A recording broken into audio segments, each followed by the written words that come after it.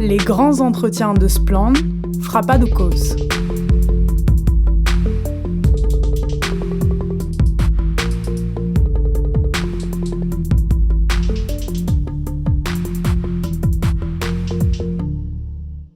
Donc bonjour, je suis Thibaut Preux, enseignant-chercheur en géographie à l'Université de Poitiers. Donc je suis enseignant, je donne des cours de géographie à des étudiants de licence de géographie, de licence pro agronomie et de master. Et je suis aussi chercheur, donc c'est l'autre partie de mon activité. Et alors je m'intéresse plus particulièrement à la question, on va dire, de la transformation des espaces agricoles, de manière générale, et plus particulièrement du lien qui peut exister entre les transformations foncières des exploitations et les transformations paysagères. Donc j'ai fait ma thèse en Normandie sur la transformation des paysages de bocage notamment, dont on va parler, je pense, dans la suite de l'entretien. Justement, ouais, cette thèse donc qui fait plus de 600 pages, hein, là, il y a pas mal de choses à y voir. Donc vous avez donc travaillé, que vous dites, sur la Normandie, mais en fait on peut voir que vous faites des projections sur l'ouest de la France en général. Est-ce que vous pouvez juste commencer par nous décrire un petit peu quelle est la particularité de ce paysage de l'ouest de la France et nous refaire un petit historique justement de à quel point ce paysage est lié au modèle agricole? Ouais. Alors la particularité de l'ouest de la France, c'est que effectivement les activités agricoles occupent une place extrêmement importante dans l'organisation de l'espace, on va dire de manière générale. Les surfaces agricoles, c'est à peu près 65% de la surface totale des régions Bretagne, Basse-Normandie et Pays de la Loire. Donc l'agriculture et les pratiques des agriculteurs ont un impact énorme sur les paysages et depuis très longtemps en fait. Donc la particularité des paysages de l'Ouest, c'est que ce sont des paysages dits de bocage. Alors j'exclus la partie plaine de Caen qui est un petit peu particulière, mais des paysages de bocage, donc des paysages de l'enclos, de la clôture en géographie, qu'on oppose souvent aux paysages d'open field, qui sont des paysages de champs ouverts que l'on va retrouver dans le bassin parisien typiquement ou dans d'autres espaces en France. Alors ces paysages de bocage, ils ont une histoire assez longue.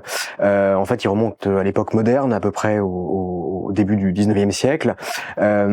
Et ils sont liés à un double phénomène. D'abord, dans l'ouest de la France, on va avoir un développement important de l'élevage au début du 18e et tout au long du 18e siècle, sous l'influence d'un courant de l'agronomie qui préconise le fait de développer l'élevage. Et donc, le développement du bocage, le développement de la clôture, et notamment de la haie, en fait, c'est lié au développement de l'élevage parce que la haie va être utilisée comme un espèce d'instrument qui va permettre de cloisonner l'espace, c'est-à-dire de parquer les animaux à certains endroits et d'avoir des cultures à d'autres endroits qui vont être protégés de l'action de ces animaux. Donc il y a d'abord un aspect lié à ce développement de l'élevage dans l'ouest de la France. Et en parallèle de ça, donc c'est ce qui rend nécessaire en quelque sorte la clôture.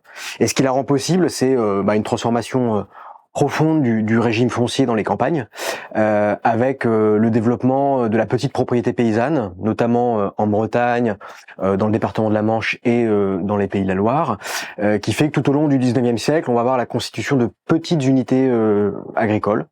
Et donc là, la haie va être un instrument pour marquer l'espace, pour marquer la propriété agricole dans l'espace. Donc c'est ce qui donne un peu la particularité de cet ensemble géographique. Donc pour moi, le Grand Ouest, c'est la Bretagne, l'ancienne Basse-Normandie dont je suis originaire, et les Pays de la Loire. C'est un espace qui est très cohérent, à la fois du point de vue des systèmes de production et aussi des paysages agricoles qu'on va y trouver. Et donc là, dans votre thèse, et en fait à l'époque actuelle, par rapport à ce paysage que vous décrivez, vous parlez d'une rupture paysagère justement. En fait, les choses sont en train de changer à une très très grande vitesse. Qu'est-ce que vous observez ? Alors, ce qu'on observe, si vous voulez, c'est que donc si on prend un peu l'histoire générale de l'embocagement, on va avoir donc 18e apparition des premières haies au sens moderne du terme, et elles vont prendre de la place jusque dans l'entre-deux-guerres à peu près, où on va atteindre le maximum en termes de densité bocagère dans ces espaces.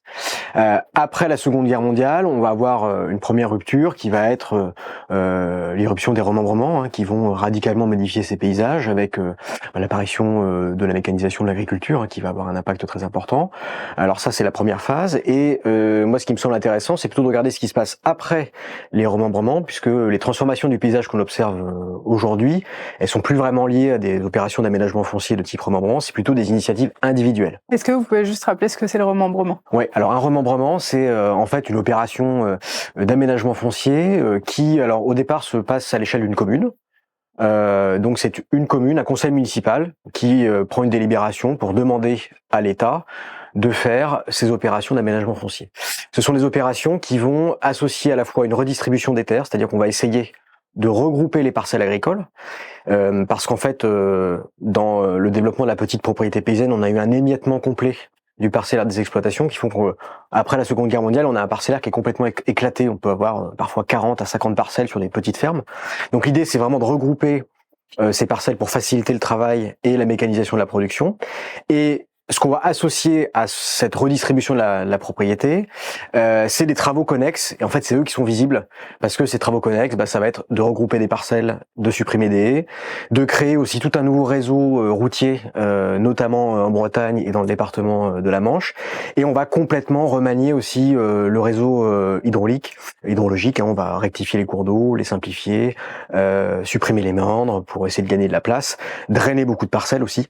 Donc voilà, c'est l'ensemble de ces opérations qui sont des opérations à la fois de redistribution de la propriété foncière et aussi de réaménagement de l'espace rural. Donc ces remembrements, ils ont un pic d'activité dans les années 60, et puis à partir des années 70, ils sont beaucoup plus encadrés. On va interdire, par exemple, on va imposer des compensations écologiques, c'est-à-dire que pour 1 kilomètre de haies arrachées, on devra replanter des haies. On va introduire la présence obligatoire de personnes qualifiées au titre de la protection de la nature. Donc à partir des années 70, c'est des remembrements qui vont être beaucoup moins impactants sur le paysage. Et puis d'ailleurs à partir de 2004, on appelle plus ça un remembrement, on appelle ça des opérations, on appelle ça des AFAF, donc des aménagements fonciers, agricoles et forestiers, sous la maîtrise d'ouvrage cette fois-ci des conseils départementaux. Donc c'est plus du ressort de l'État et des directions régionales de l'agriculture, mais d'institutions qui sont plutôt locales. Et lorsque vous avez interrogé dans le cadre de nos enquêtes, vous aviez dit que vous et d'autres chercheurs, vous aviez été surpris en fait de l'ampleur du phénomène. Pourquoi ? Alors surpris, oui et non. En fait, donc moi dans ma thèse, j'ai travaillé sur la période 2003-2016. Quand j'ai commencé mon travail de terrain, tous les agriculteurs que j'ai rencontrés m'ont dit mais de toute façon, il n'y a plus d'arrachage de haies parce qu'on peut plus en arracher, il y a les normes BCACE, etc. On y reviendra peut-être un petit peu plus tard, mais donc ça ne bouge plus. Et l'essentiel de la dynamique s'explique par le remembrement. Bon, et puis en fait, au cours de mon travail de thèse, donc en regardant les photographies aériennes, en cartographiant les évolutions du paysage, on a bien vu qu'il y avait une poursuite du processus. Donc de ce point de vue, j'étais pas trop surpris, moi, quand j'ai vu les chiffres qui ont été publiés récemment par le ministère de l'Agriculture. Ce qui m'a en revanche surpris, c'est l'ampleur du phénomène à l'échelle nationale. C'est-à-dire que moi, je faisais l'hypothèse dans ma thèse que il y avait un effet de rattrapage en quelque sorte en Normandie sur la période la plus récente, qui avait été assez peu remembrée et qui avait été un petit peu à l'abri des restructurations du secteur laitier notamment. En lien avec la présence d'AOP, etc., donc d'appellations d'origine protégée, comme le camembert. Et donc, je pensais qu'il y avait eu un espèce de rattrapage plus récent. Et en fait, quand j'ai vu les chiffres à l'échelle nationale, effectivement, j'étais extrêmement surpris de voir à quel point le processus se poursuivait et s'accélérait même, en fait, sur la période la plus récente. Et justement, pour prendre l'exemple du centre-Bretagne, en fait, vous parlez donc des fermes laitières qui étaient un peu au cœur du modèle agricole. Donc finalement, ce secteur, quand sa restructuration est un peu centrale dans ce changement paysager. Mais en fait, concrètement, le fait de voir ce bocage qui disparaît, ces champs qui deviennent plus grands, quelles sont les conséquences d'un point de vue écologique, biodiversité ou même sur, par exemple, des prairies permanentes ? Ouais. Alors les conséquences sont multiples parce qu'en fait, le bocage, enfin le réseau de haies, le maillage de haies sur un territoire remplit plusieurs fonctions. D'abord une fonction de biodiversité extrêmement importante puisqu'il va abriter des espèces qui sont inféodées à ces milieux, qui sont liées à ce type de milieu. Ça va servir à la fois de corridor de circulation, mais aussi de nourricière, d'espace de reproduction pour tout un tas d'espèces. Donc il y a clairement un appauvrissement de la biodiversité qui a été très bien montré par des collègues de l'université de Rennes notamment. Ensuite, il y a un effet sur les circulations de l'eau, puisque lorsque les haies sont implantées perpendiculairement, donc vous avez le sens de la pente qui est comme ça, quand vous avez une haie qui est perpendiculaire au sens de la pente, eh bien cette haie va venir freiner l'écoulement de l'eau en surface sur la parcelle.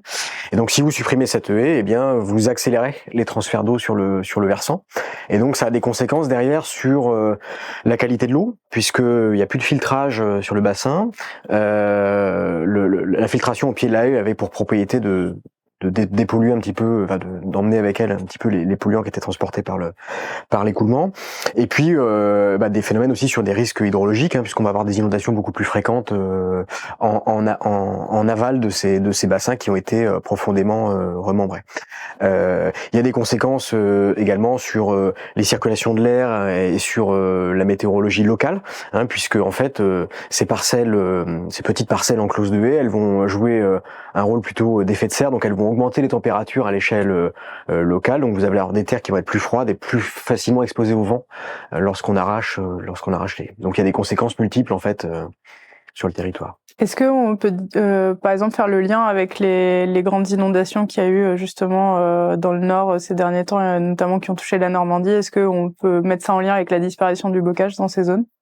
Alors, en partie, oui, effectivement, il y a un lien assez fort, puisqu'en fait, en accélérant ces circulations de l'eau sur le bassin, dès que vous avez une implantation qui est juste en aval, vous allez avoir nécessairement une onde de crue qui va être beaucoup plus rapide.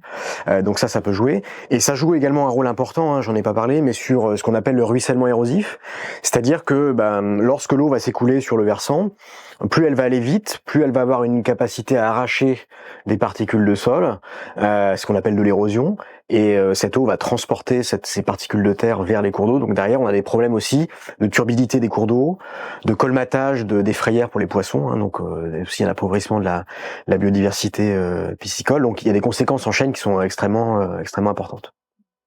Et donc au niveau de justement de ce qu'on observe à l'œil nu, donc on voit la surface des champs qui augmente quand même assez nettement.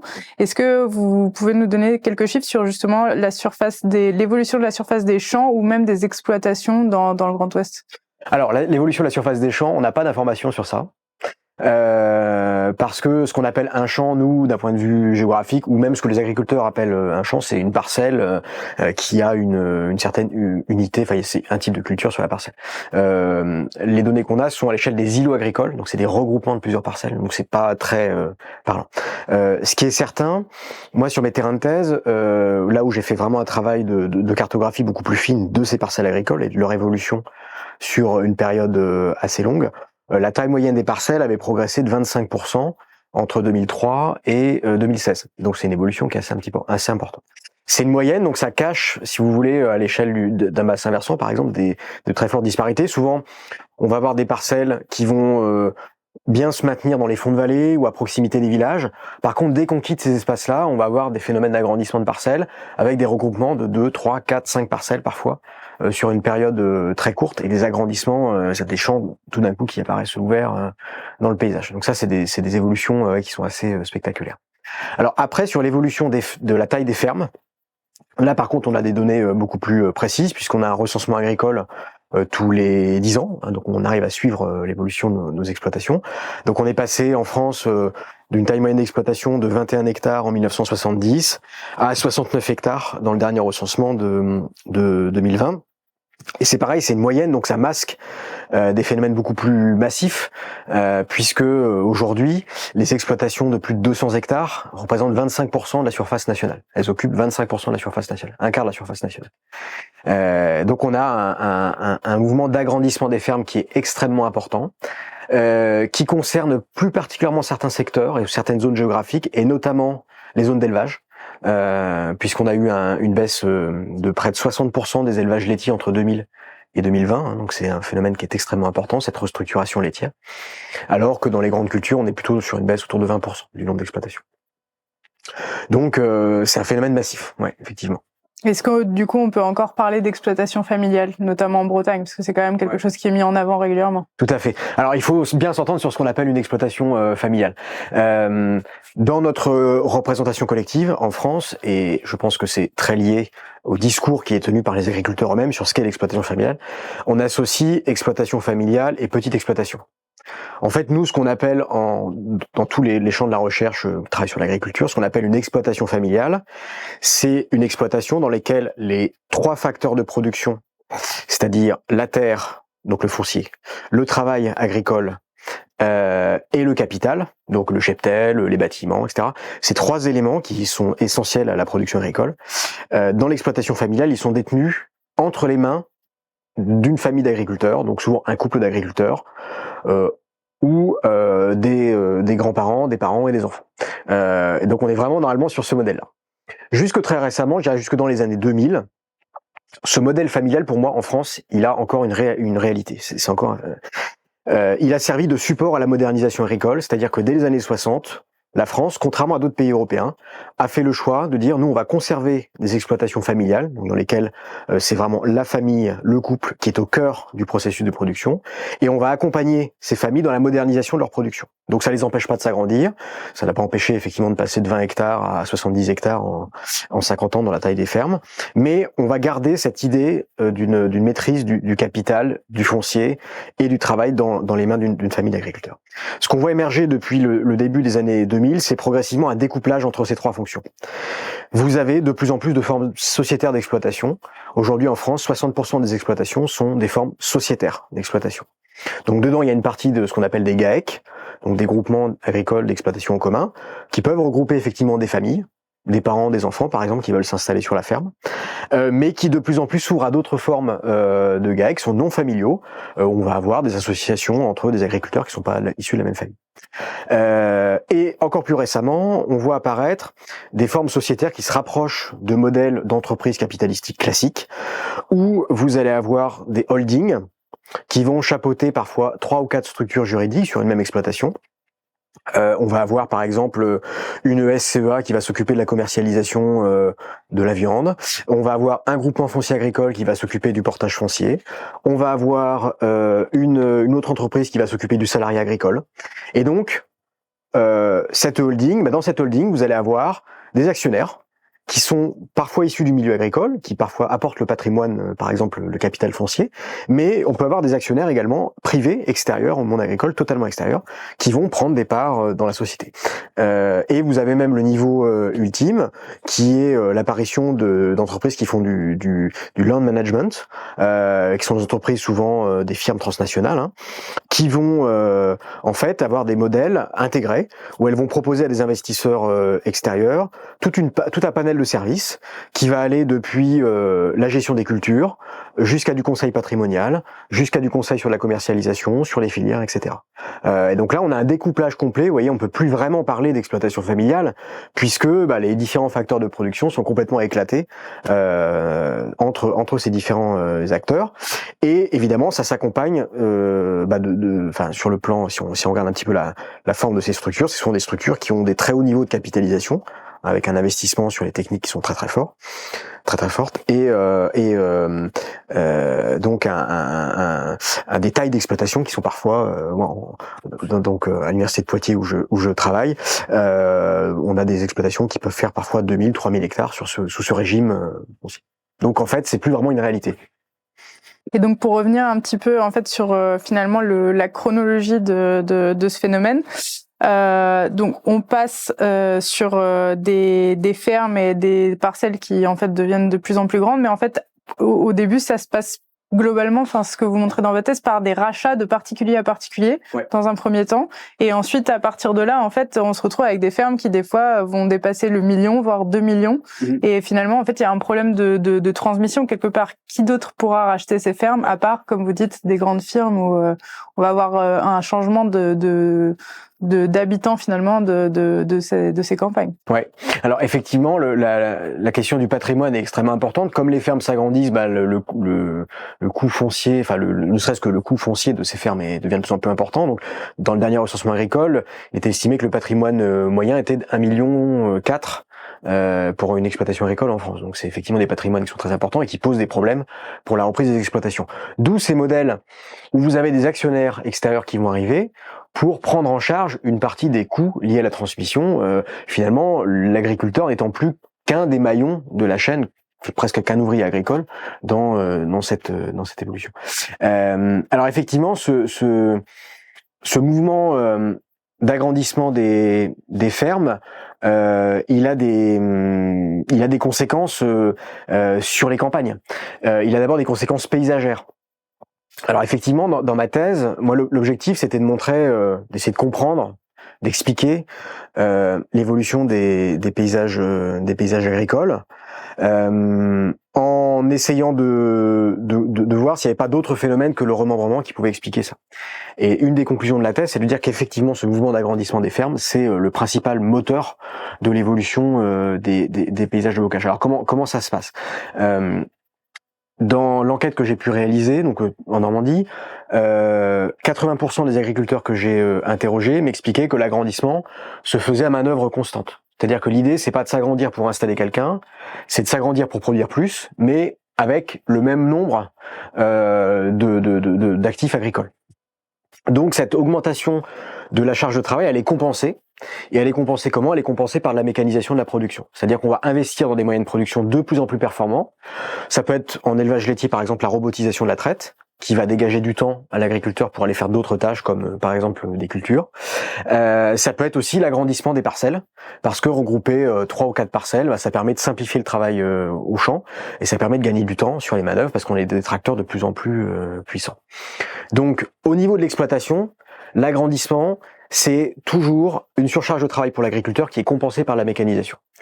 Après, quand on prend un peu de recul et qu'on essaye de comprendre un petit peu comment s'opère ce mouvement d'agrandissement, une des conclusions de ma thèse, c'était de montrer que l'agrandissement des exploitations, c'est un phénomène qui est très asymétrique. Il bénéficie en fait à quelques agriculteurs au détriment de très nombreux agriculteurs.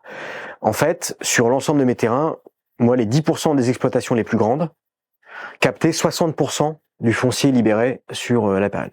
Donc il y a un mouvement de concentration foncière, et ce mouvement de concentration foncière fait que les plus grandes exploitations et celles qui ont les systèmes agricoles les plus productivistes, qui sont les plus intensifs en fait, voient leur poids dans la gestion de l'espace augmenter en fait. Elles ont de plus en plus d'impact sur la gestion quotidienne de l'espace agricole. Quand vous avez une exploitation de 300 hectares dans laquelle l'agriculteur ou les agriculteurs décident d'arrêter le lait, la production de lait pour passer à la sériculture, l'impact, il est sur parfois 2, 3, 4 communes. Quand ces mêmes agriculteurs décident de faire du regroupement de parcelles, ça a un impact sur parfois tout un bassin versant. Donc il y a un poids qui est vraiment beaucoup plus fort dans l'évolution du paysage. Donc ce mouvement d'agrandissement, effectivement, derrière c'est de la transformation du paysage, c'est de la transformation aussi de l'espace rural, c'est la transformation dans la composition sociale aussi de l'espace agricole. Et ça, pour le coup, on le voit très bien justement dans les schémas que vous mettez en valeur sur votre thèse, c'est que ça a l'air d'être assez systématique. Quand il y a rachat, il y a des haies qui sont supprimées. Ouais. Effectivement, quand on essaie de retracer un petit peu l'histoire paysagère, quand on a par exemple effectivement sur une zone 4 ou 5 parcelles qui sont regroupées, dans 60% des cas, c'est lié à un phénomène d'agrandissement, c'est-à-dire une reprise de ces parcelles par d'autres agriculteurs. Donc il y a un lien très très fort entre les deux. Ouais. Et donc du coup, vous avancez, si je me trompe pas, le chiffre de 4% pour dire que seulement 4% des destructions de haies sont du fait des activités non agricoles. Donc en fait, le phénomène est quand même bien identifié. Oui, ouais. Alors dans mon travail de terrain, effectivement, les agriculteurs que je pouvais rencontrer me disaient mais il faudrait quand même que tu ailles voir du côté de la construction, il y a plein de maisons qui sont en train de se construire, ils arrachent des, etc. Donc je suis allé vérifier et j'ai regardé un petit peu où étaient localisées les haies arrachées. Et dans 96% des cas, elles sont situées au sein de l'espace agricole, dans un espace géré directement par les agriculteurs, donc qui dépend directement des décisions de ces agriculteurs. Les 4% restants, c'est des parcelles qui sont d'anciennes parcelles agricoles qui vont être effectivement urbanisées, et là on va avoir de l'arrachage de haies. Alors, j'ajouterai quand même un point par rapport à ma thèse, donc la fenêtre d'analyse c'est jusqu'en 2016. Depuis 2016, il se passe quand même des choses, notamment le déploiement de la fibre optique dans les campagnes, qui se fait principalement sous un mode de pose aérien, fait qu'on a des haies en bordure de route qui vont être quand même assez fortement impactées par ces travaux. On va avoir tendance à rabattre très très fortement la haie, et alors sans directement arracher la haie, on met en péril sa santé, et on peut aboutir effectivement à des situations où la haie va disparaître progressivement. Est-ce que vous avez, parce qu'on en parle également dans notre enquête sur le bocage, mais est-ce que vous avez une idée de l'ampleur du phénomène? Qu'est-ce que ça représente en fait dans la disparition des haies? Ouais, là ça je peux pas vous donner d'éléments chiffrés. Ce que je vous donne, c'est plutôt des éléments de ressenti en faisant du terrain, en discutant avec des acteurs du territoire. C'est difficile à chiffrer. Alors dans nos régions de bocage où l'habitat est très dispersé, on a une très forte densité de réseaux routiers, donc on a quand même beaucoup de parcelles qui sont en bordure de route. Donc l'impact, à mon avis, est quand même assez important. Donc il faudrait regarder plus précisément, mais je pense que c'est assez important, oui. Et donc, si on reprend donc le phénomène de rachat, donc d'agrandissement des exploitations, et donc l'arrivée, enfin soit la concentration du foncier dans les mains de quelques personnes, soit l'arrivée justement de grandes firmes, on a quand même en France 2 instances qui sont censées réguler le marché agricole foncier et faire en sorte justement qu'il n'y ait pas une concentration dans les mains de quelques personnes. Donc il y a la SAFER, la Société d'aménagement foncier et d'établissement rural, et les CDOA, Commission départementale d'orientation agricole. Du coup, comment ça se fait finalement qu'il y a cette concentration quand même? Alors, pour bien comprendre les choses, il faut faire un point quand même sur la question du foncier agricole en France. En fait, il n'y a pas un marché foncier, il y en a 3. Il y a d'abord le marché des ventes. Donc, vous êtes propriétaire d'un terrain, vous le mettez en vente, quelqu'un le rachète, c'est une transaction foncière. Donc ça, c'est un premier marché. Ça représente 1% de la SAU qui est vendue tous les ans. Donc c'est un marché finalement qui est assez restreint et qui tend à se réduire d'année en année, parce qu'aujourd'hui 25% de la surface agricole utile du pays est exploitée en faire valoir direct, c'est-à-dire l'exploitant est aussi le propriétaire de la parcelle. Et cette part tend à diminuer, parce que dans les années 60, on a plutôt incité les agriculteurs à s'endetter pour acheter du matériel, pour moderniser leur production, plutôt que d'acheter du foncier, qui était considéré à l'époque comme une perte d'argent. Le slogan des jeunesses agricoles catholiques à l'époque, c'était de dire on veut vivre riche pour mourir pauvre et non plus l'inverse, puisque pendant très longtemps les paysans s'endettaient toute leur vie pour acheter du foncier, donc étaient pauvres toute leur vie et mouraient riches avec leur capital. Donc l'idée, c'était vraiment de renverser les choses. Donc ça s'est complètement inversé, et le marché de la propriété agricole est en fait plutôt faible. Donc quand on parle des SAFER, j'entends très souvent parler des SAFER, on met très facilement en accusation les SAFER. Alors je n'ai aucune action dans les SAFER, mais je ferais quand même remettre à leur place leur rôle. Ils n'interviennent que sur ce marché des ventes. Et sur ce tout petit marché des ventes, la SAFER a un pouvoir de préemption, c'est-à-dire qu'elle peut acheter un terrain à la place d'un autre acquéreur. Elle peut entraîner une révision de prix, donc c'est des pouvoirs qui sont importants sur le papier, mais elle ne le fait pas systématiquement. La SAFER a, pour vous donner un ordre d'idée, en 2021, c'est les chiffres qui sont sur leur site, a préempté de mémoire 7000 hectares en France entière sur une année, donc c'est très peu. Donc le rôle de régulation de la SAFER, il est quand même très limité. Et puis les SAFER, en fait, elles se financent en partie par un mécanisme de revolving, c'est-à-dire qu'elles se financent par les ventes qu'elles font de leurs terres. Donc quand vous êtes dans une période d'augmentation des prix de la terre agricole, tout va bien. Par contre, dès que les prix stagnent, et c'est le cas, ça a été le cas pendant très longtemps des terres agricoles, aujourd'hui elles remontent un petit peu, mais leurs marges de manœuvre financières sont en fait extrêmement réduites. Donc ça c'est pour les SAFER. Par ailleurs, en fait, quand vous vendez un terrain, avant l'intervention de la SAFER, il y a l'intervention de l'exploitant qui est en place. Si vous avez un fermier sur la parcelle, c'est ce fermier qui est prioritaire pour acheter le terrain. Donc leur rôle est quand même assez limité.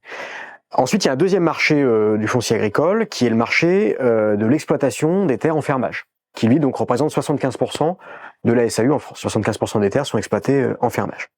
C'est un marché qui est également régulé, puisque tout agriculteur, lorsqu'il veut exploiter un terrain, il doit déposer une demande administrative d'autorisation d'exploitation de ces terres. Cette demande d'autorisation, elle est instruite par les CDOA, les commissions départementales d'orientation agricole, qui vont décider de l'attribution des terres en location. Sauf qu'il y a en fait une multitude d'exceptions à l'application de cette règle, puisque par exemple, si le terrain que vous convoitez en exploitation appartient à quelqu'un de votre famille jusqu'au 3e degré, donc jusqu'aux oncles et tantes, vous n'êtes pas concerné par cette demande d'autorisation. Or, la structuration de la propriété foncière aujourd'hui en France, c'est quand même une structuration très liée encore au monde agricole, que ce soit des retraités agricoles ou des actifs agricoles. Et donc, vous échappez à cette logique de contrôle.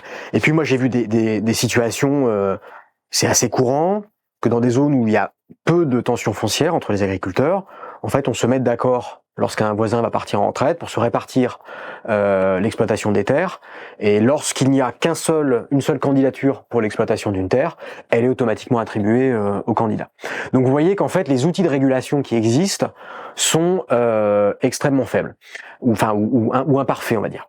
Et leur particularité, et c'est lié aussi à l'histoire de l'agriculture française, c'est qu'ils sont principalement contrôlés par la profession agricole elle-même, via leurs représentants syndicaux dans les commissions départementales d'orientation agricole, comme dans les SAFER. Ça, c'est une particularité du modèle agricole français. Et donc, il y a une forme de fonctionnement en vase clos. Alors, il y a des représentants des élus, par exemple, dans ces conseils, mais ils sont pas majoritaires. Et il y a un troisième marché, qui est le marché des parts sociales, dont je vous ai un petit peu parlé tout à l'heure. C'est avec ce développement des formes sociétaires d'exploitation, on a de plus en plus de transactions qui concernent non pas directement du foncier, mais des parts sociales d'entreprises qui possèdent du foncier. Et là, jusqu'ici, en fait, jusqu'à très récemment, ce marché des parts sociales n'était pas encadré. Les SAFER n'avaient aucun pouvoir de contrôle sur ces parts sociales. Et depuis le 2021, on a une loi qui est la loi Sempastous qui vient introduire un droit de regard des SAFER sur ce marché des parts sociales. Est-ce qu'on a des retours déjà de l'application de la loi Sempastous justement? Non, on a très peu d'éléments. En fait, en partie parce que tout l'appareil statistique national reste basé sur une définition de l'exploitation qui pour moi est obsolète, qui est une exploitation familiale dans laquelle classiquement tous les moyens de production sont détenus par la famille. Et on a énormément de mal à voir dans les recensements agricoles ou dans d'autres bases de données ces parts sociales. On y travaille avec des collègues, là on essaye d'utiliser d'autres bases de données pour y arriver, mais c'est extrêmement complexe. Et en fait, ces sociétés qui sont sur des niveaux avec 1000, 2000, 3000 hectares ont très souvent dans leurs salariés des conseillers juridiques qui vont toujours plus vite dans les montages juridiques et qui complexifient toujours plus ces montages juridiques. Donc c'est très compliqué de les suivre. Attendre qu'il y ait un rapport peut-être à un moment donné. Oui, peut-être qu'effectivement on aura un point à un moment donné sur ça, oui, effectivement. Et donc, au vu de tout ce qu'on a dit pour l'instant, donc on a à la fois le phénomène d'agrandissement, la concentration du foncier dans les mains de quelques-uns. On a aussi, on n'en a pas parlé, mais le changement de nature, c'est-à-dire qu'on passe d'un modèle très concentré sur l'élevage, notamment laitier en Bretagne, oui, à finalement une céréalisation quelque part des terres. Oui. Et est-ce qu'on peut déjà un petit peu imaginer les contours de la campagne qu'on va avoir dans 10-20 ans? Alors c'est difficile pour un chercheur, c'est toujours très compliqué de se prononcer sur la. Alors si on regarde ce qui se passe actuellement, je vais apporter quand même une nuance. C'est le Grand Ouest de la France reste le principal bassin de production laitier de France. 54% de la production nationale vient de ces trois régions. Et c'est une production qui est plutôt dynamique, dans laquelle les collecteurs sont plutôt dans une logique de progression ou de maintien en tout cas de la collecte. C'est vrai que pour autant, on voit de plus en plus dans nos paysages, dans les paysages de bocage, on voit de plus en plus de céréales, de maïs, etc. Et donc ça, c'est plutôt lié au fait qu'on a des exploitations laitières qui vont progressivement modifier leur système de production en gardant une orientation laitière. La principale production, ça reste le lait. C'est ce qui fait le revenu principal de la ferme. Mais on va diversifier. Alors, on va intensifier la production fourragère. Donc, ce qui va être donné à manger aux animaux en produisant de plus en plus de maïs. Parce que ça permet effectivement d'avoir un rendement laitier qui est intéressant. Et on va développer en parallèle des cultures de vente, des céréales, notamment. Mais c'est bien des exploitations laitières qui se mettent à produire des céréales. Et c'est pas un abandon de la production laitière. Alors, si on essaie de se projeter un petit peu dans l'avenir, on voit plusieurs choses. Ce mouvement de concentration foncière, d'agrandissement des exploitations et d'intensification de la production, je vois assez mal comment il va être remis en question. En tout cas, il n'est pas remis en question dans les différentes réformes de la politique agricole commune, dans les choix de la politique agricole de la France. Ils sont pas remis en question. Aux côtés de cette agriculture de firme, on peut le dire, on peut la qualifier comme ça, coexistent d'autres modèles agricoles, bien sûr, avec le développement d'autres formes de systèmes de production, plus basés sur les circuits courts, sur la valorisation de l'agriculture biologique, sur la valorisation pour les exploitations laitières, par exemple, des ressources propres de l'exploitation, sur l'herbe, les systèmes herbagers qui vont continuer à se développer. Donc on a ces deux systèmes qui vont coexister dans l'espace, ce qui va nous donner des paysages assez contrastés en fait. Il est probable, parce que j'ai travaillé aussi un petit peu après ma thèse sur des questions plutôt de déprise agricole, donc à l'inverse, comment des parcelles quittent la sphère agricole et qu'est-ce qu'elles deviennent quand elles quittent la sphère agricole, où là on a plutôt des phénomènes d'enfrichement. On a une espèce de dualisation du paysage. On va avoir dans les zones les moins faciles à exploiter ce phénomène de déprise agricole avec des parcelles qui vont être abandonnées et qui vont s'enfricher. Et puis sur des parcelles qui sont plus favorables, là au contraire un mouvement d'agrandissement du parcellaire, de regroupement du parcellaire, etc. Et quelles conséquences du coup sur le bocage finalement? Parce que si on a peut-être un retour de friche par ailleurs, est-ce que ça pourrait compenser une certaine disparition des haies? Alors, j'ai pas suffisamment d'éléments en écologie. Ce que je sais, c'est que c'est pas tout à fait le même type de milieu. Donc, les haies, c'est un type de milieu spécifique qui va convenir à certaines espèces. Ce qu'on observe avec les friches, c'est qu'en fait, ce sont des boisements humides. Donc, sont beaucoup plus volumineux, dans lesquels on va avoir des espèces extrêmement intéressantes du point de vue de la biodiversité. Donc, probablement un changement de biodiversité. Donc voilà, c'est contrasté. On peut pas vraiment dire que ça va compenser en tant que tel les pertes de biodiversité associées à ce type de milieu. Donc on reste quand même sur le constat que les haies disparaissent, et donc c'est une perte de biodiversité. Et donc on a justement en France une réglementation qui permet normalement de protéger ces haies. Ouais. Est-ce que vous pouvez nous expliquer un petit peu ce qui existe et est-ce que ça marche finalement ou pas? En fait, il y a un millefeuille de protection qui s'applique sur ces haies.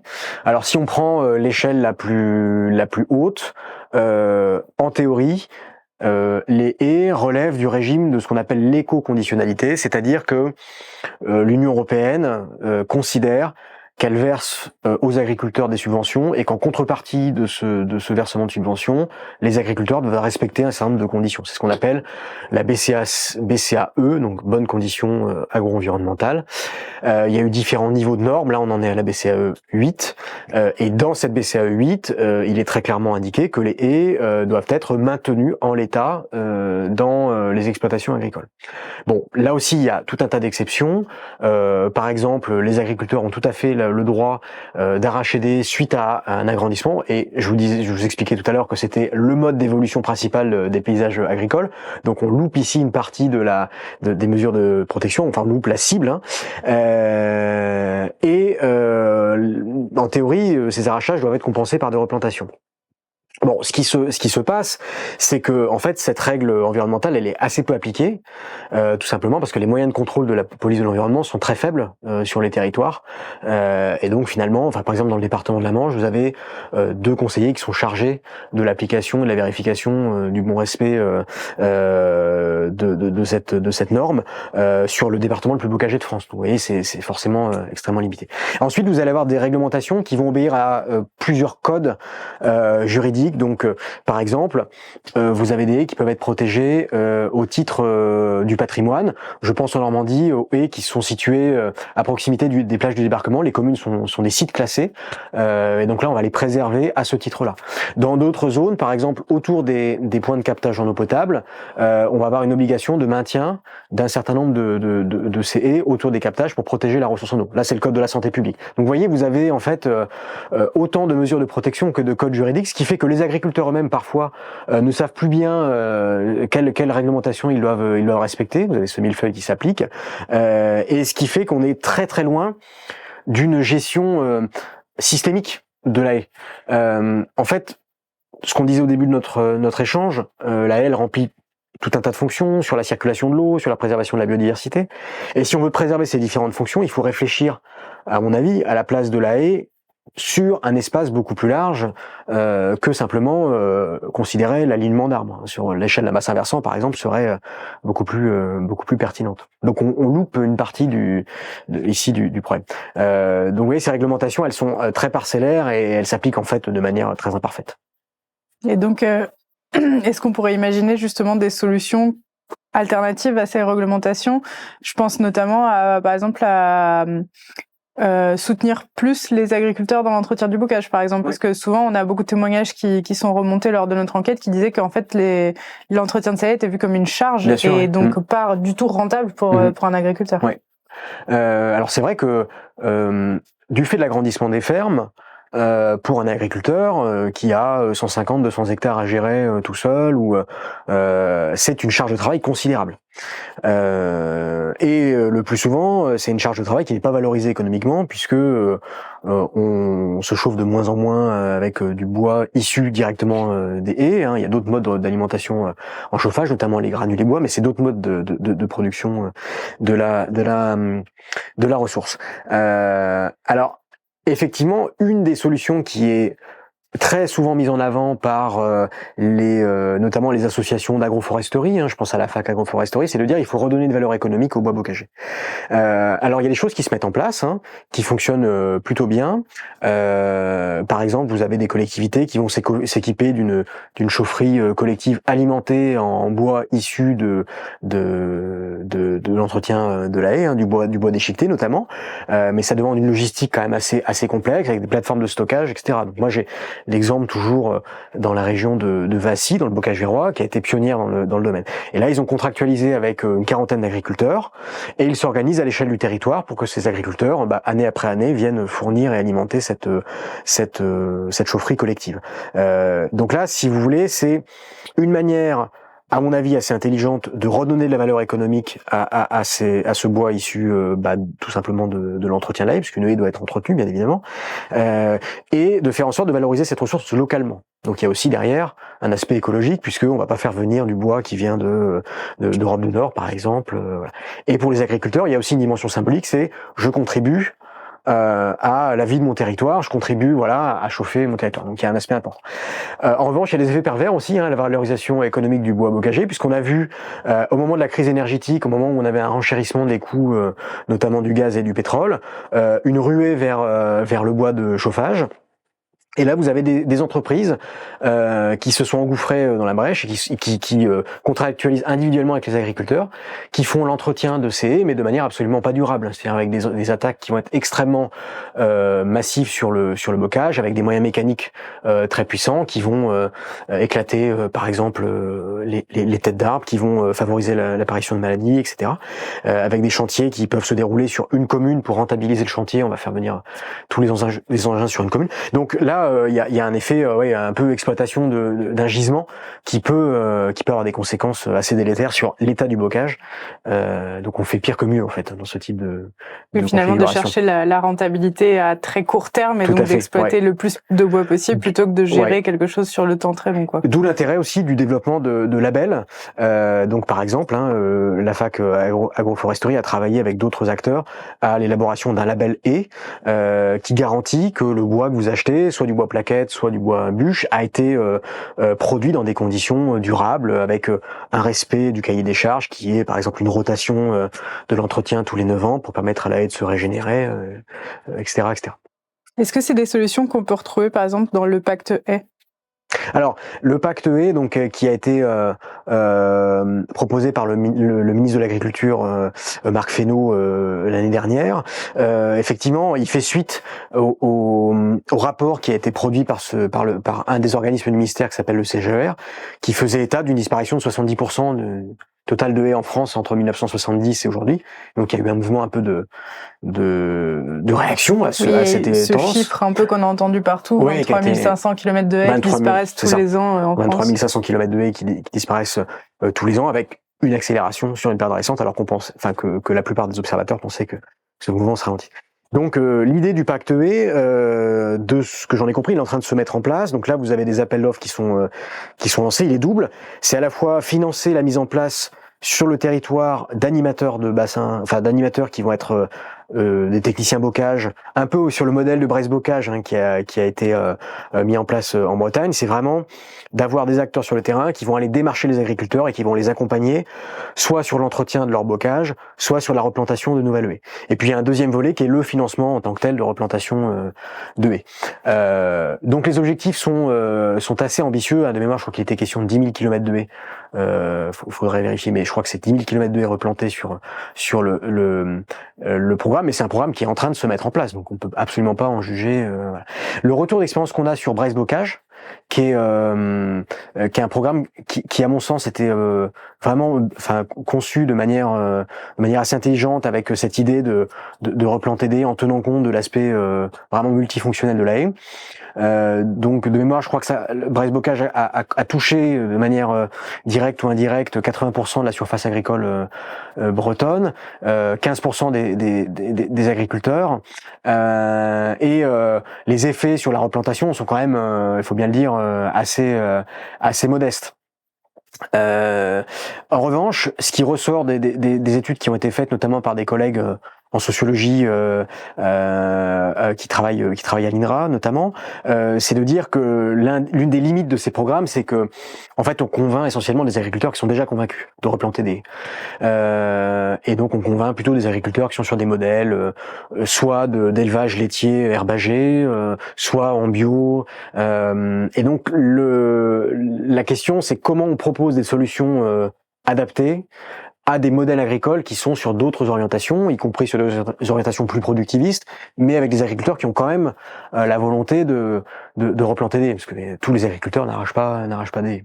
Justement, dans notre enquête, en fait, on a eu plusieurs témoignages qui nous sont parvenus d'exemples de plantation de haies avec le programme Bresse-Bocage, mais suite à des arrachages. Parce que normalement, dans la charte de Bresse-Bocage, la plantation, elle vient en supplément quelque part, et pas pour compenser un arrachage. Mais par contre, sur le terrain, c'est ce qu'on a pu observer finalement.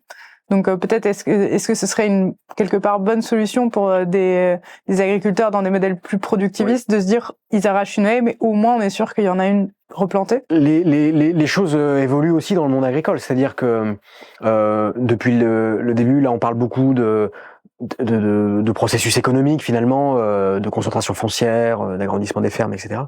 Les agriculteurs sont pas juste des homo economicus, ils font pas juste des actions rationnelles pour maximiser leur gain de productivité pour gagner plus. Il y a aussi bien évidemment un attachement à ces paysages. Il y a une dimension plus symbolique à ces paysages, plus sociale. Ce que j'ai pu observer dans mon travail, c'est de voir notamment sur les plus jeunes générations d'agriculteurs une sensibilité un petit peu plus forte à ces questions liées à la haie, et notamment parce que les futurs agriculteurs qui suivent des formations agricoles aujourd'hui sont de plus en plus sensibilisés à ces questions.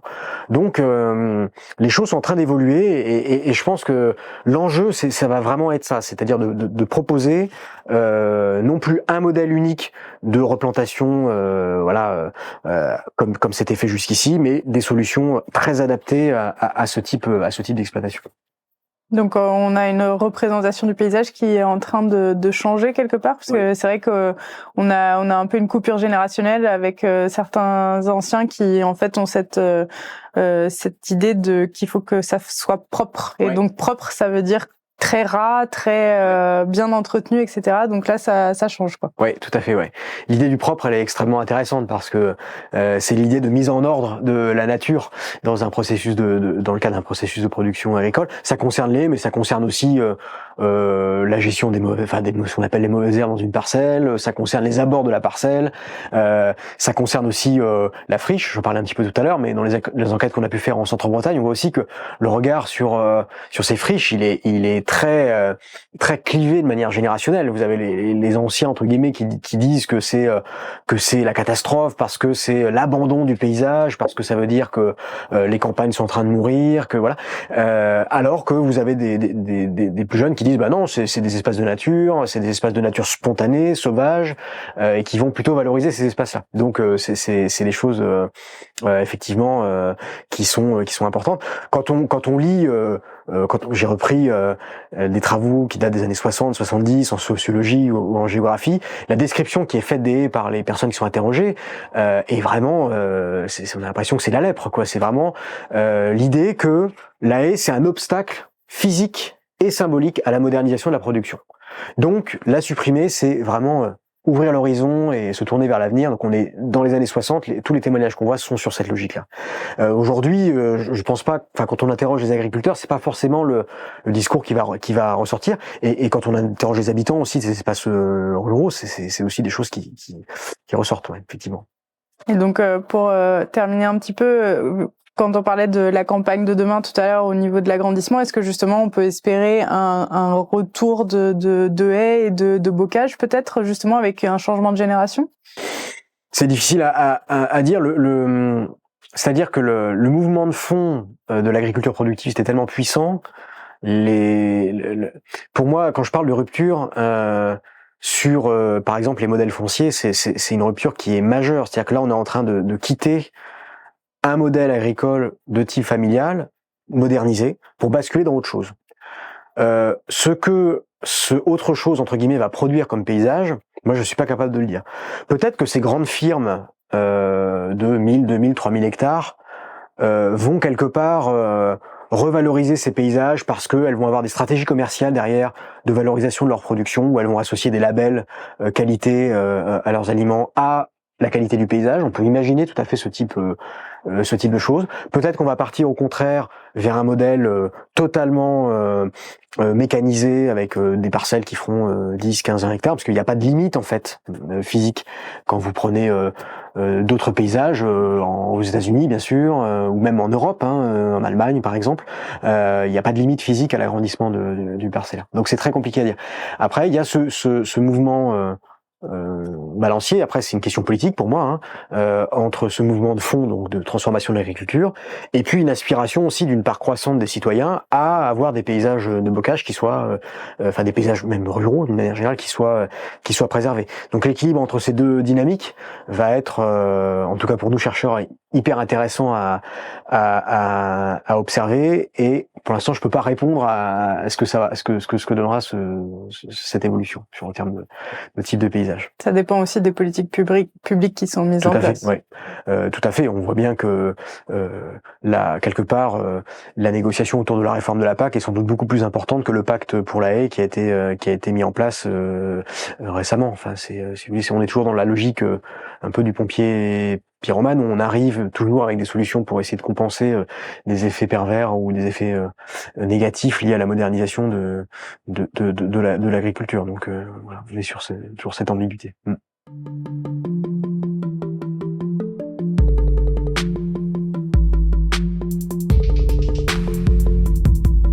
Retrouvez toutes nos enquêtes sur spland.org, splann.org.